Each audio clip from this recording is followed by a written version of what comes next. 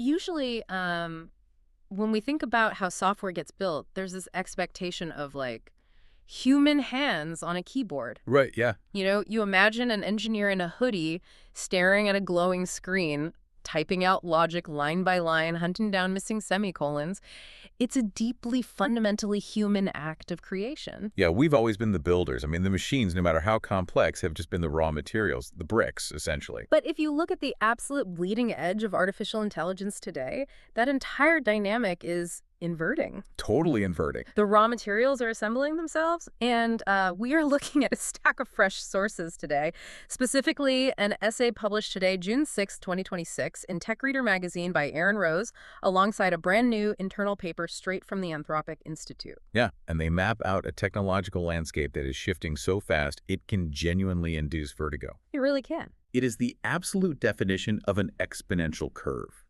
And the sources we're unpacking today give us a heavily documented, very practical map of exactly how we got to this point and where this technology is heading next. Exactly. So if you've been feeling overwhelmed by the sheer velocity of AI news lately, if it feels like every week there's a new breakthrough that changes the rules, this deep dive is your map. We are going to cut through the noise today. Here we are. We're tracing this massive 9-year arc to see how a single research paper from 2017 about machine translation birthed AI systems that are now, today, writing the code to build their own successor. Which is just wild to think about. It is. And to understand how a machine can write its own code today, we first have to understand how researchers broke the fundamental rules of how machines read 9 years ago. Yeah, that bottleneck in computer science is the perfect starting point, really, because everything we are seeing today traces back to it. Okay, let's unpack this. We start in 2017.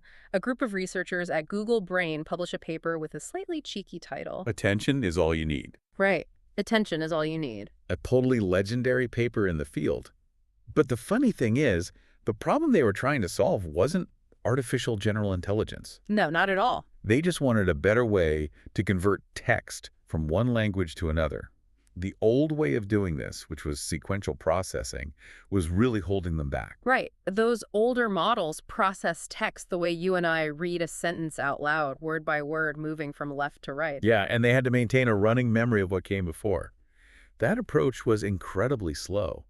But worse than that, the machine would simply, forget earlier parts of a long passage by the time it got to the end.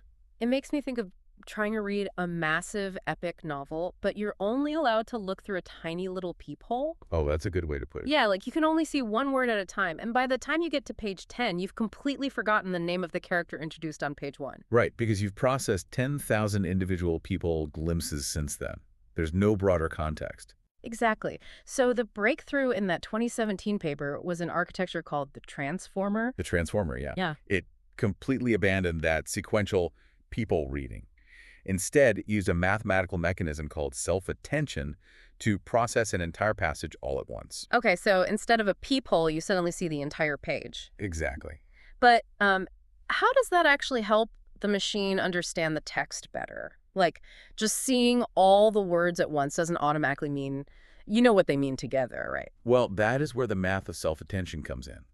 It allows every single word to calculate its relationship to every other word in the text simultaneously. Oh, okay. Think about the word bank. If you're reading sequentially, you don't actually know if bank means a financial institution or the side of a river until you read the rest of the sentence. Right, you're just guessing until you get there. Exactly. But self-attention instantly maps the word bank to surrounding context, words like water or money, and it scores those relationships mathematically. Physical distance in the text no longer matters. So a word at the end of a paragraph can directly influence how the network understands a word at the very beginning. You got it.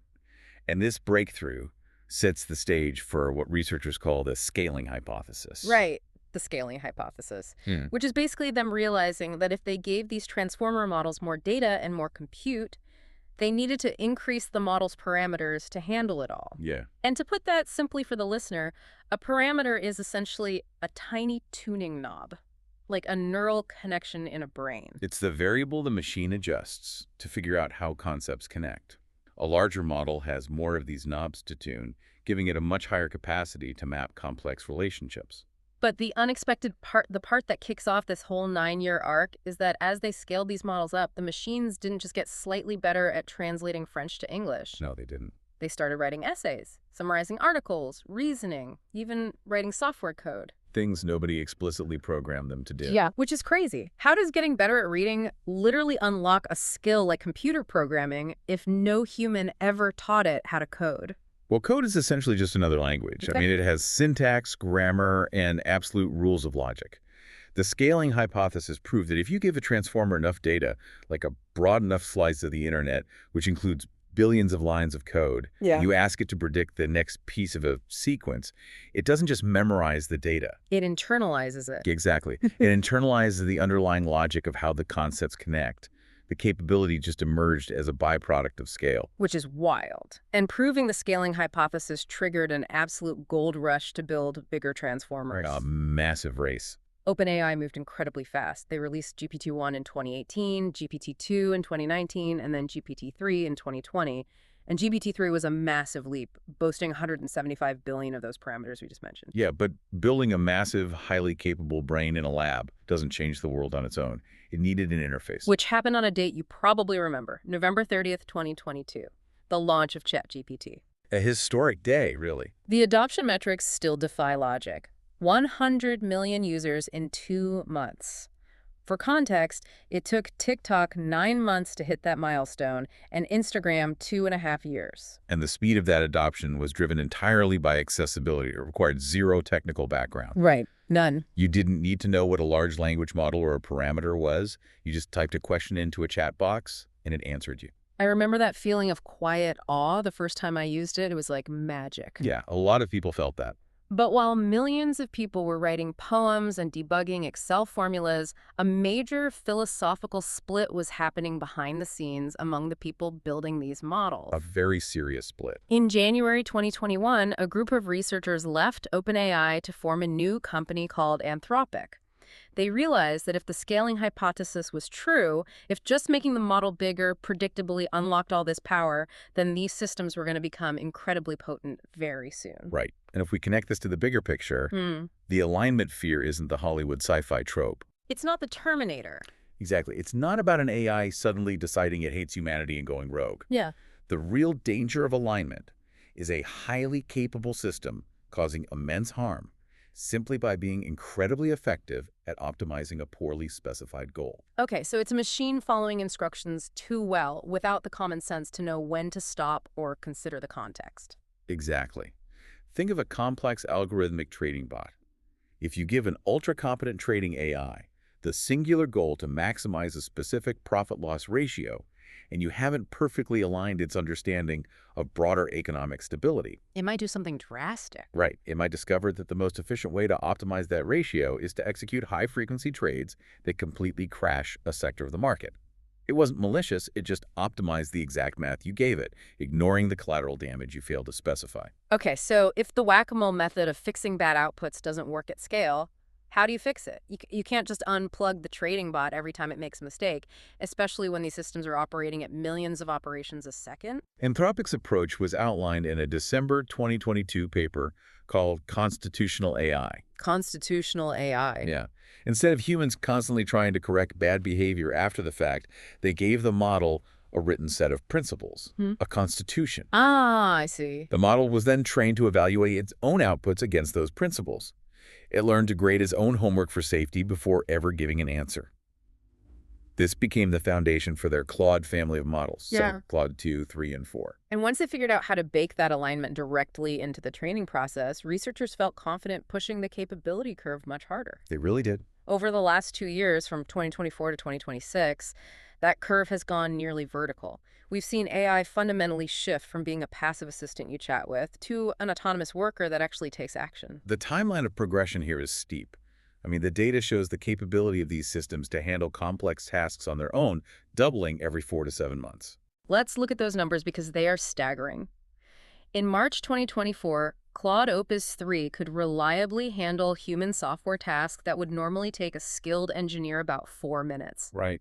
A year later, in 2025, Claude Sonnet 3.7 was handling tasks that take a human 90 minutes. It's a huge jump. And by early 2026, Claude Opus 4.6 was autonomously handling 12-hour software tasks. And that transition to autonomy was cemented in February 2025 with the release of Claude Code. Right, Claude Code. This was a tool that could independently read an entire code base, understand the structure, find problems, and implement fixes, all without waiting for a human to prompt it at every single step. Here's where it gets really interesting. Think about the difference between a spell checker and an editor. Okay. The old way, even the original ChatGPT, was like a very advanced spell checker. You write the code, and it highlights a typo or suggests a better phrase. Claude Code is like hiring a rogue editor who breaks into your house while you're asleep, reads the entire manuscript of your book, fixes the plot holes, polishes the dialogue, and leaves a perfectly bound copy on your desk by morning. A highly proactive editor. And the true test of that autonomous capability happened just 2 months ago, in April 2026. Yes, the infrastructure fix. Anthropic pointed Claude at a persistent class of infrastructure errors that had been building up across their systems for years. Deep, complex, systemic bugs spanning massive architectures. The kind of stuff engineers hate dealing with. Exactly. Claude worked on its own and produced over 800 individual fixes, dropping the error rate across the company by a factor of 1,000. A factor of 1,000. Yeah. And the human equivalent of that task. The engineer overseeing the project noted it would have taken a human 4 years to do what the AI did. 4 years. And not because the individual coding fixes were too complex for a human to figure out. It comes down to biology. Biology, yeah. The human brain's working memory simply cannot hold that much unfamiliar code, spanning that many different files, all in its mind at the exact same time. This is a crucial threshold. We are no longer just talking about AI being faster at human tasks. We are talking about AI completing tasks that are fundamentally constrained by human biology. The machine is transcending our biological working memory. And this massive leap in autonomous coding leads us to the most staggering revelation from the sources today, the June 4th, 2026 paper from the Anthropic Institute. Yeah, this is where it all comes together. Because if you have an AI with superhuman working memory that can autonomously fix massive code bases, what happens when that exact coding power is pointed directly at the AI's own underlying architecture? The paper is titled When AI Built Itself, and the internal data they released is breathtaking. As of May 2026, more than 80% of the code being merged into Anthropic's production systems is authored by Claude. Wait, 80%? 80%. Engineers are merging 8 times as much code per day as they did in 2024. A March 2026 internal survey of 130 staff showed individuals reporting a 4 times increase in their own output. That's incredible, but it's the benchmark test that really made me stop and reread the page. Oh, the optimization test. Yeah, they gave Claude the code used to train a small AI model and gave it a prompt, make this code run faster. A classic optimization problem. And to give some baseline, a skilled human researcher, given 4 to 8 hours, can modify the code to make it run about 4 times faster. Okay, 4 times faster. Right. In May 2025, Claude Opus 4 averaged a 3 times speedup. It was losing to the human. Let me make sure I'm getting the timeline right here. In May 2025, it loses to a human. Yes. But by April 2026, the Claude Mythos preview model attempted the exact same task, and it achieved a 52 times speedup. Yeah, 52 times. Wait, really? So Claude went from losing to a human to being 13 times better than a human at making AI faster in under a year. Doesn't that mean recursive self-improvement is already happening right now? Like, the machine is designing a better machine. What's fascinating here is the distinction between highly automated development and true closed-loop recursive self-improvement. The loop is not fully closed yet. How is it not closed if it's doing 80% of the work and optimizing its own training code? Because humans are still the ones setting the direction. Humans are judging the results. Humans are deciding which problems actually matter and pressing the final approval button. Oh, I see. The engineer's role has shifted drastically from typing code to directing and reviewing the AI's code. But the human is still in the loop. However, as the paper argues, the gap to a completely closed loop is narrowing at a speed very few anticipated. And because that gap is closing so rapidly, Anthropic's researchers have officially laid out a roadmap for the future. They outline 3 possible scenarios for where this all goes next. Right, the 3 futures. Scenario 1 is that the capability curve flattens. The scaling hypothesis hits a wall of diminishing returns, and we need a whole new scientific breakthrough to keep going. The authors note they think this is the least likely outcome based on current trajectories. I would agree based on these numbers. Yeah. Scenario 2 is that AI development becomes substantially automated. Humans no longer do the manual labor of coding or researching. They retain only the role of deciding what to work on and judging the results. Which is basically where we are. Exactly. As the authors point out, based on their own internal data, we are largely already living in this scenario today. Then there is scenario 3, recursive self-improvement. The big one. AI systems designing and training their own successors without a human in the loop at all. The paper states this is a real possibility on a much faster timeline than global institutions are prepared for. It's sobering. They are actively calling for international coordination among frontier labs to potentially pause or slow development if we hit that threshold. That call for coordination highlights a stark reality.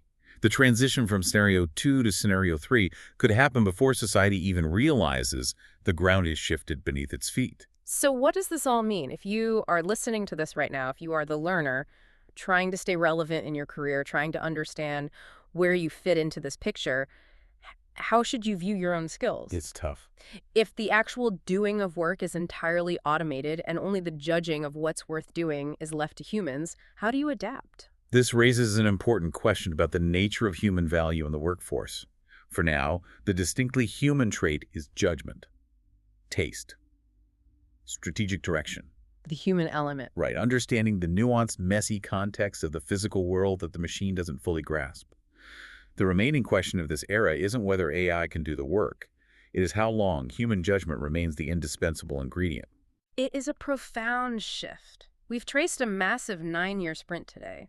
From a 2017 paper trying to fix how a machine translates a French sentence, to a reality in 2026, where an AI is writing 80% of the code to build its own hyper-advanced successors. It's been a wild ride. The technology evolved from reading through a tiny peephole to seeing the entire landscape at once, and now it is reshaping that landscape entirely.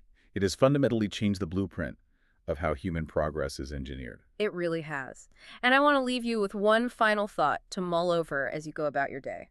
Think back to that massive infrastructure fix in April 2026, the 800 error fix. Yeah. The AI could only accomplish that because it does not have the biological limits of human working memory. It can hold a sprawling, deeply complex architecture in its mind all at once. Right. If an AI can already hold concepts that are far too massive for a human brain to comprehend simultaneously, what entirely new kinds of problems beyond human conception might these systems identify and solve once they are fully designing their own successors without us in the loop? A fascinating question. Thank you for joining us on this deep dive.